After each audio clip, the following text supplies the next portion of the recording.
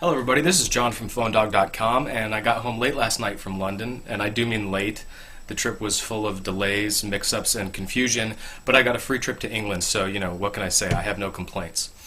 There were a lot of seasoned professionals at this event, some of the biggest names in tech blogging, and I'm sure you've already seen their posts on the Hero. Great pictures, all the specifications, and some great writing. And I felt like not only was that content going to be available, but going up against people like Engadget and sites like that, I didn't want to deliver a lesser post. So I decided to approach this from a different perspective. If I hadn't gone, I would be wondering what goes on at these things. What is it really like to be there? So I've decided to try to deliver that experience to you through a series of videos, and I'm not really sure how many yet because I'm not done editing it. After the unveiling, they broke us into groups of 8 to 12 people, and then we got to spend time with one of 3 executives for about 20 minutes. My group was fortunate enough to be placed in a room with HTC's Chief Innovations Officer, Horace Luke. Also in the room was Cool Hunting's Tim Yu, and Cool Hunting is a site dedicated to style and design. So Tim Yu was asking Horace Luke all kinds of questions that got him speaking pretty passionately about the design of the Hero, and I think it's fascinating stuff, and I hope you enjoy it. Let's get to it.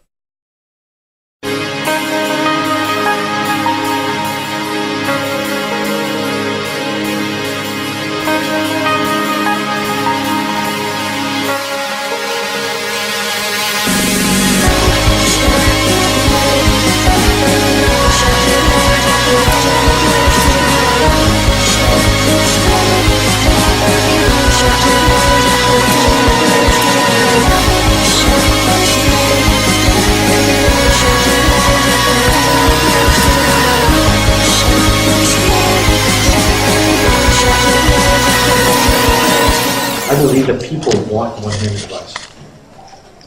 Yes, there are some people who want tablet and they go, do a bunch of different gestures on the tablet. But fundamentally, people still want a form factor because we all want to be stylish. They want to put it in the pocket and not have to worry about it bulging out from left to right.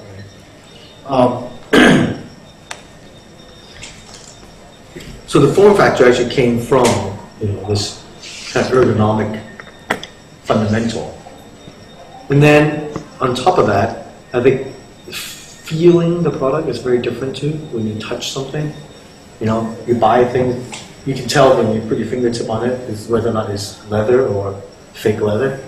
You can feel it. You can feel if something is different. And in our case, this feels different because it's just very soft and almost ceramic-like. And most people don't know why it feels like that. But they just know that it feels special and different. And we want to do that. And then, of course, you guys look at a lot of style and design, right? You see people exploring different textures and different materials. That's same thing with phone design. Phone design is getting to be this very fashion-driven design.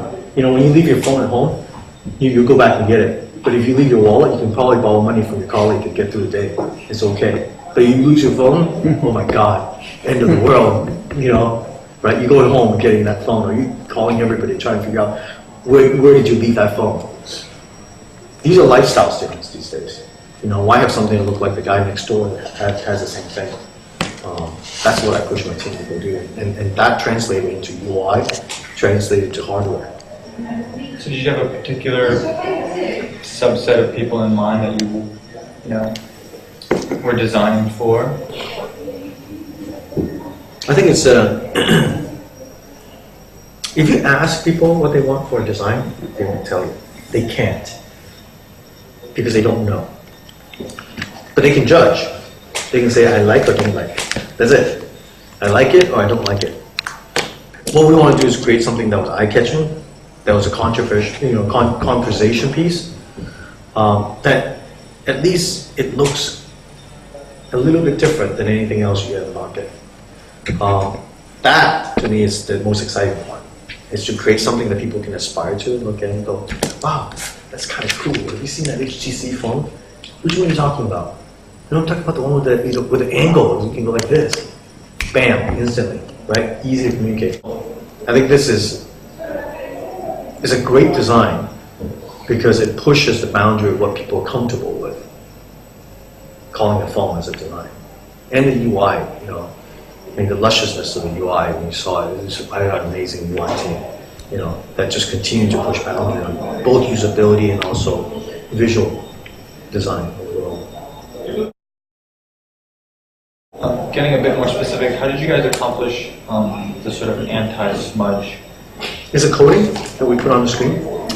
The anti-fingerprint isn't exactly it's like waterproof versus water resistant. It's not fingerprint proof. But what it does do is when you put it in your pocket, and then you take it, because you go through the day just, having it in your pocket, because it's so easy to get fingerprint off it. See that? By putting it in my pocket and taking it out, the fingerprint just completely wiped off. So every time you take a device out of the pocket or out of a pouch, you feel like a completely cleaned off, brand new device. That's the beauty of this coating. But it's a coating on top of the glass that makes us do that. It's molecularly bonded into the glass. And what are the advantages of the Teflon coating, which is only on the white one, correct? It's on the white one and not on the brown one. But we have other colors that we work on. And is it just something that sort of feels different, or are there specific advantages of it? It feels different. People have not been able to do matte white because it's like a piece of paper, it gets dirty. So every white phone out there has been, glossy white for a reason, for resisting stain. But we wanted to do something almost like ceramic, almost like porcelain. And that was the vision. And in order to do that, they have to develop a new paint process.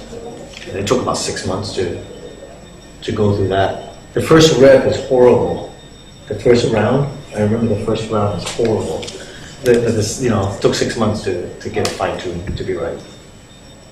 But, just those little details matters a lot. How you touch something, how you feel it, is a decision of whether or not you like it or not like it.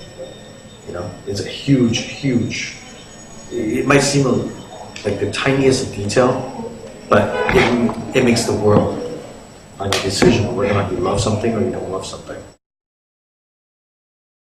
Can you expand upon, that idea of, it being about the tiniest of details? What was so bad about that first round that you didn't like, and why is it better now? Teflon didn't work well with paint.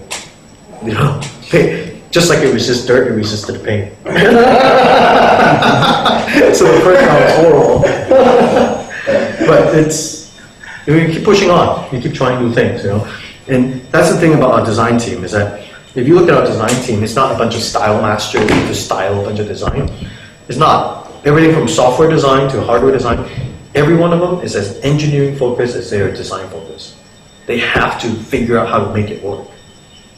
They are the modern renaissance man of today. They are the guys that go take a little spark in the dream and they go make it happen. Drew is as technical as probably some of our developers, because he has to go and argue this. Like, why can't you do that?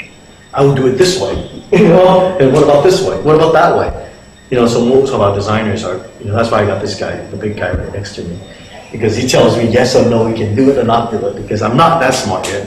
But I think, it's about just questioning whether or not you can do it better and do it different, and then just keep trying. Never be fearful of failing. Just try it. People just get it. People just look at it and go, wow, that's cool. And then when they play with the UI, they're like, that's very cool. That's very different, than anything else. So I think that's the good part about this. I think the good part hasn't started yet, though, because I really look forward to, all the developers. Because right now, I would say honestly, you take the G1, it's still a very nerdy phone, we probably would carry one or have one, but, it's pretty first generation.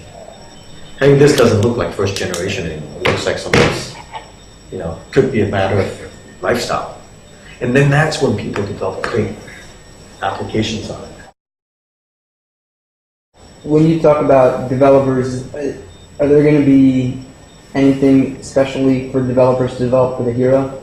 Or Are there special like SDK hooks or some UI stuff? We're going through that at the moment, making sure that, most of it is done with the general Google SDK and Alliance there. But if there's something special, we'll make sure we'll let the world, take advantage of it. We're not that, I just want to see people do cool things with it.